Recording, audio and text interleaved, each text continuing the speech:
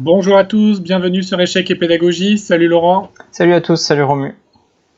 Alors, une petite tactique du jour tirée de la partie entre Maxime Vachier-Lagrave avec les Blancs et le grand maître chinois Wang Gao, partie jouée à Waikanze en 2011. Donc, c'est un exercice un peu particulier puisque d'habitude on vous demande, ou en tout cas souvent on vous demande de trouver un gain ou un mat. Là, en l'occurrence, les Noirs doivent trouver comment s'en sortir. Donc, si vous trouvez une variante qui ne perd pas, c'est déjà bien et ça sera un succès. L'exercice sera résolu. Donc, les Noirs sont entrés et ne doivent pas perdre. À vous de jouer, vous mettez sur pause la vidéo et ensuite, lorsque vous avez trouvé votre solution, vous pouvez enclencher la vidéo et comparer avec celle que Laurent va nous proposer. Exactement, il va falloir trouver comment faire nul dans la mesure où, avec les Noirs, alors déjà le fait d'affronter MVL, ça fait peur, mais en plus dans cette position, on sent que ça s'est pas forcément hyper bien passé pour les Noirs dans la mesure où toutes leurs pièces, sans exception, sont sur l'aile dame, avec en plus un clouage du cavalier B4, et de l'autre côté, on a un roi tout seul qui lui se fait attaquer à la fois par un fou qui lui bloque la sortie, par une dame le long de la colonne H, un cavalier qui est prêt à sauter sur G5 pour aider la dame, et éventuellement cette même tour sur B3 peut coulisser le long de la troisième rangée après le départ du cavalier et participer elle aussi à l'attaque. Donc il y a le feu dans la maison, il faut réussir à évacuer la maison avant l'arrivée des pièces blanches qui vont nous mater, et il faut donc agir extrêmement vite puisque visiblement ça va pas durer longtemps si on n'agit pas. Alors, quelles sont les ressources à notre disposition ?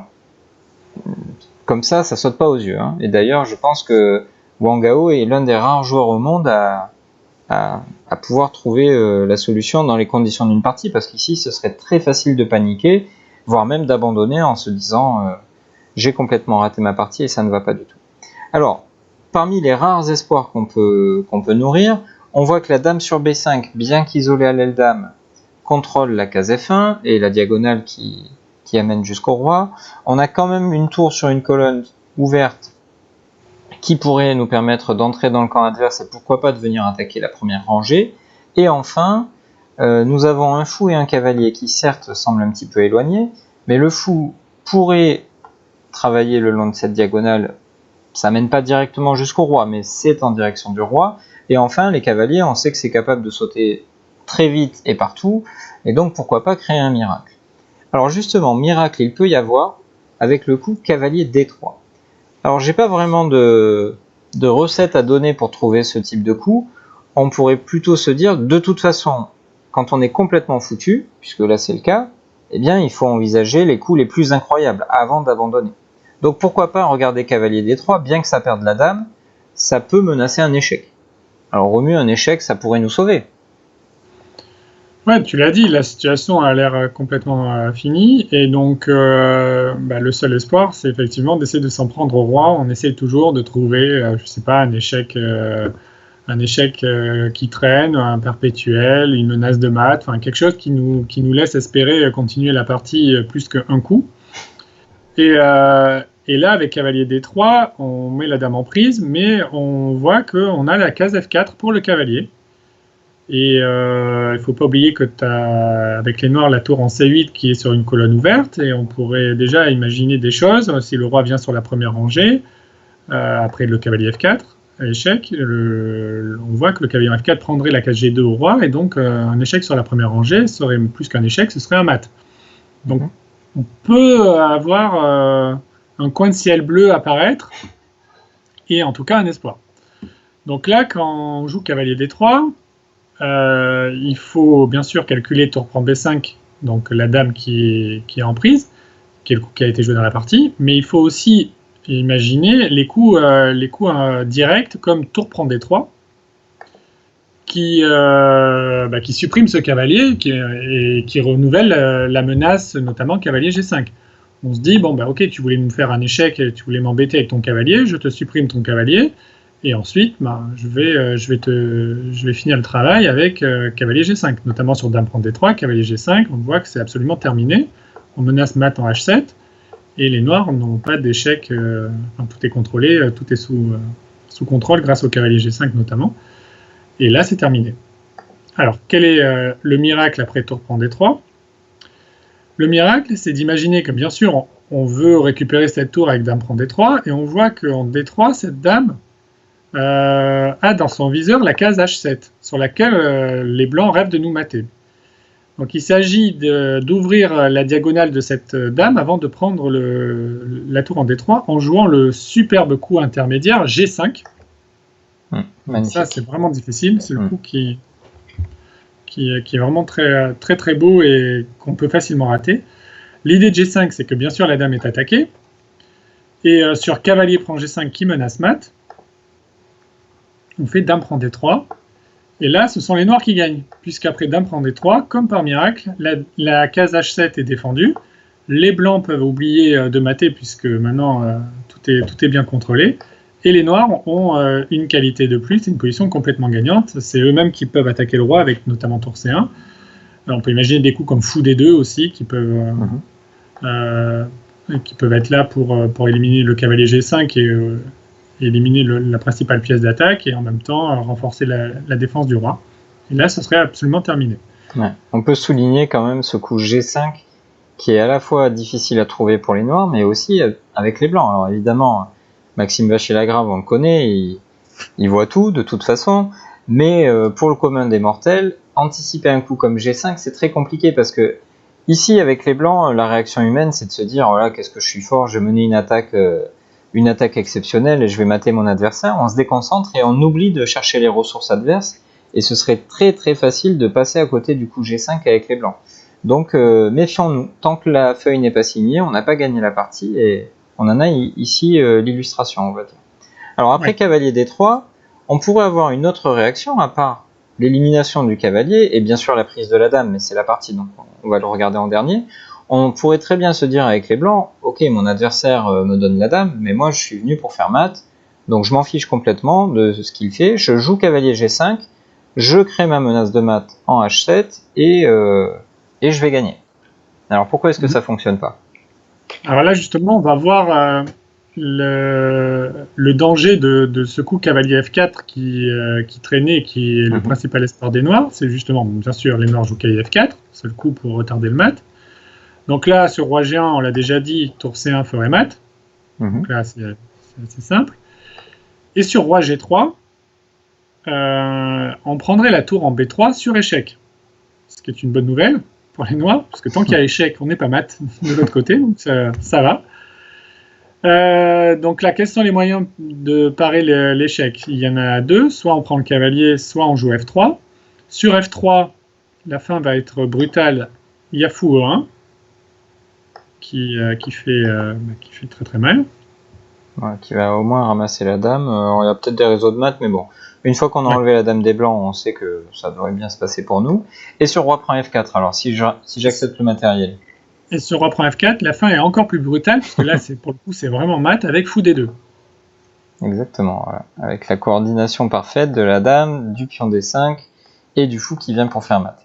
Alors ce qui est assez étonnant quand même dans cette tactique, c'est qu'au début, dans la position de départ, les pièces noires semblent totalement à la ramasse, agglutinées sur l'aile dame, mais ça va très très vite. Le roi blanc était juste ce qu'il fallait faible pour permettre aux noirs de créer une attaque extrêmement rapide, notamment avec ce saut de cavalier qui part de B4 et qui, en l'espace de 2 coups, arrive sur F4 et fait toute la différence. Ouais, complètement. Ok. Donc, il ne nous reste finalement qu'un seul coup au blanc, une fois qu'on a vu tout ça, c'est finalement d'accepter la dame qui a été offerte par le champion chinois. Et donc, après tour prend B5, ici, les noirs qui n'ont plus de dame doivent penser à se sauver. Ils vont évidemment le tenter par cavalier F4 échec. Et désormais, on a plusieurs coups à notre disposition, alors nécessairement des coups de roi. Certains sont très faciles à éliminer et d'autres vont nécessiter un petit peu plus de réflexion. Alors, on peut facilement éliminer roi G1 ou roi F1, d'ailleurs ça ne change pas grand chose, à cause du mat du couloir qui surviendrait après tour C1. Mais ici, on a deux options. Alors, dans la partie, Maxime a choisi roi G3 et il a très sagement accepté le match nul, car après cavalier E2 échec, quelle que soit la case où le roi va se déplacer, on va refaire échec en F4 et on comprend bien que les noirs créent un réseau de perpétuel absolument incroyable avec un seul cavalier, mais qui est fortement aidé par toutes les pièces blanches qui finalement bloquent le roi dans un réseau qui n'est pas un réseau de maths mais un réseau de perpétuel. Alors Romus, ce qui est peut-être étonnant, c'est que Maxime n'ait pas choisi roi H1, dans la mesure où il semble que désormais tour C1 ne faisant pas mat à cause de cavalier G1, finalement les blancs ont du matériel d'avance. Oui, ils ont du matériel d'avance, mais leur roi est extrêmement faible et assez bizarrement peut-être, le roi noir est pour le moment un peu de répit, puisque le cavalier qui menaçait de bondir en G5 pour menacer dame H7 mat, maintenant il est en G1, donc forcément il est moins menaçant. Donc les blancs n'ont pas de menace directe contre le roi noir, donc les noirs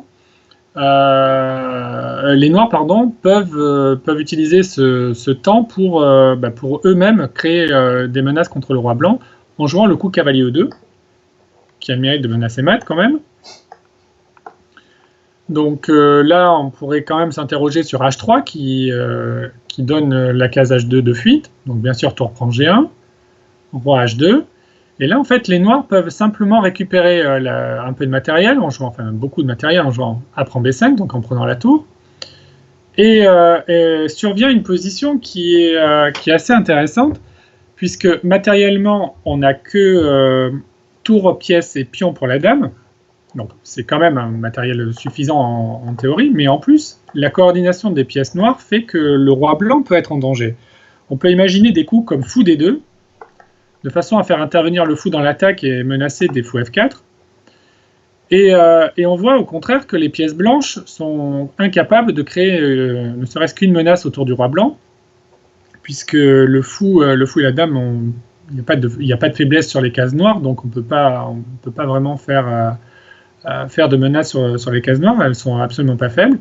La seule idée des blancs, et qui probablement va être suffisante pour faire match nul, c'est de retirer le fou, alors, par exemple en A3, de façon à se donner un échec, si le fou en A5 souhaitait bouger, de façon à faire dame D8 échec et dame H4, et d'avoir un réseau de perpétuels comme ça. C'est la seule façon de faire intervenir la dame pour essayer de s'en sortir. Mais là, il y a pas mal d'essais blancs qui ont l'air intéressants et qui ont l'air de gagner la partie et qui en fait perdent. Le premier coup auquel je pense, c'est le coup B4. Oui, qui paraît logique parce que tu as dit à très juste titre que l'une des menaces des noirs était fou D2 pour le faire intervenir en F4 et donc lui couper l'herbe sous le pied paraît très, très intéressant. Cependant, ici, les noirs ont un nouveau coup de cavalier, décidément c'est vraiment la star de cet exercice. On a le coup ici, cavalier prend D4, alors qui paraît complètement stupide, puisqu'on abandonne la défense de notre tour, et on ne fait rien pour sauver notre fou. Cependant, au lieu d'être complètement stupide, c'est très intelligent, parce qu'on menace cavalier F3 qui fait mat, tout simplement, et par la même occasion, en arrivant sur F3, on va attaquer le roi bien sûr, mais on va aussi attaquer la dame. Donc si les blancs décident de prendre la tour, après cavalier F3 échec, on va récupérer notre dame et obtenir une finale assez triviale, on va dire, avec de nombreux pions de plus et vraiment aucun problème pour gagner cette position. Et encore une fois, après cavalier prend D4, on menace mat. Donc bien malin celui qui réussira à dire comment on pourrait s'en sortir, puisque cavalier F3 ne peut pas être empêché, et finalement on est obligé d'entrer dans la ligne que je viens de montrer avec roi prend G1. Donc B4 effectivement ne convient pas, et on se rend compte que finalement, au-delà de cette menace qui est la plus visible, fou D2, la seconde menace, un petit peu moins visible, est peut-être même encore plus grave que la première. Donc finalement... Oui, pardon. Oui. Juste pour aller dans ton sens, en fait, on se rend compte, le drame des blancs, c'est que leur roi ne peut pas bouger, mais leur dame ne peut pas bouger. Ouais. C'est quand même dramatique quand on a 3 pièces et qu'il y en a 2 sur 3 qui ne peuvent pas bouger. Et les noirs, eux, sont parfaitement coordonnés pour exploiter cela, quoi. Ouais, et en plus, ce qui est étonnant dans ce scénario, c'est que, encore une fois, dans la position initiale, c'était tout le contraire. On se disait que les noirs avaient une partie catastrophique avec des pièces enfermées à l'aile dame, et les blancs, au contraire, tout allait pour le mieux avec une coordination parfaite. Mais il a suffi finalement, entre guillemets, il a suffi. On a éliminé la tour, on a éliminé le cavalier, et tout à coup, les pièces restantes ne fonctionnent plus du tout ensemble. Donc, on a allumé un ordinateur pour voir ce qu'il en pensait. Il s'avère que les blancs réussissent à se sauver si et seulement si ils trouvent le coup dame G5. Alors, c'est la seule case disponible pour la dame, mais c'est pas si évident de penser à ce coup-là. Dans la mesure où ça laisse quand même pas mal d'options pour les blancs. Ça laisse notamment soit le coup cavalier prend D4, qui serait pas très clair après dame 3, soit, encore plus fort, le coup de tour B1 pour les noirs, qui va leur permettre d'une part de récupérer le pion B2, donc c'est pas tellement le pion B2 qui nous intéresse, c'est surtout le fait qu'il est sur le chemin, qu'il soit sur le chemin du pion B5, qui va être un nouvel atout pour les noirs, et d'autre part, en prenant le pion sur B2, on va également se redonner la perspective du coup dont tu nous parlais, Romu, avec fou D2, et ici, ça reste à peu près équilibré pour un ordinateur, mais pour des humains, il y a fort à parier que ce serait beaucoup plus facile à traiter avec les noirs qu'avec les blancs. Ouais, les blancs, il y a urgence chez les blancs et il faut essayer de trouver un perpétuel du style que j'ai évoqué tout à l'heure, à savoir un dame D8, dame H4, mais bon, pour le moment, la case D8 n'est pas disponible, c'est un four A5, mais voilà, le salut des blancs passe par certainement un échec perpétuel, mais il est évident que cette position est au moins beaucoup plus facile à jouer pour les noirs, qui ne peuvent quasiment pas se tromper en fait. Exactement. Ce n'est pas vraiment le cas des blancs. Donc en pratique, il vaut mieux bien sûr avoir les noirs dans cette position.